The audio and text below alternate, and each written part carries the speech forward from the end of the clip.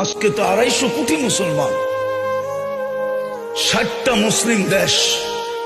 যে সময় 313 জন ছিল ওই সময় তো এই দুরবস্থা ছিল না। আজকে 250 কোটির যে দুরবস্থা, মুসলমানের কোন দেশ ছিল না তখনও তো এই দুরবস্থা ছিল না। আজকে তো 60টা মুসলিম দেশ। ওই সময় তো এই দুরবস্থা ছিল না, যখন পেটে ভাত ছিল না, শরীরে কাপড় ছিল না, পায়ে জুতা ছিল না, মাথা গোচার টাই ছিল না, তখন তো এই দুরবস্থা ছিল না। আজকে তো মুসলমানের চেয়ে খায় না কেউ, বেশি খায় না। দুনিয়ার কেউ মুসলমানের চেয়ে বেশি আইটেম চিনেও না, খায়ও না। এই জন্যই তো আজকে দুরবস্থা। নাইলে আমার যুগ বিয়োগে তো মিলে না। আপনাদের মিলে কিনা জানি না। আমি 14 বছর আগে ফিলিস্তিন দেখছি, 14 বছর আগে।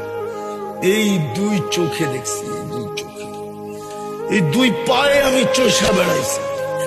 এই জন্য আমার ভিতর চোখ বিয়োগ মিলে না যে ফিলিস্তিন মাটির সাথে মিশে কি করা, ওইখানে বোম ফাটে কি করা, ইরাক মাটির সাথে মিশলো কি করা, ওইখানে বোম ফাটলো কি করা। ফিলিস্তিনে তো ইব্রাহিম খলিল ঘুমাইতেছে ওয়াদিয়ে খলিলে, আরেকদিকে যদি তাকাই তো মুসা আলাইহিস সালাম ঘুমাইতেছে কসিবে আকমারে। মধ্যখানে তো দেখি 70 জন নবীর কবর চিহ্নিত।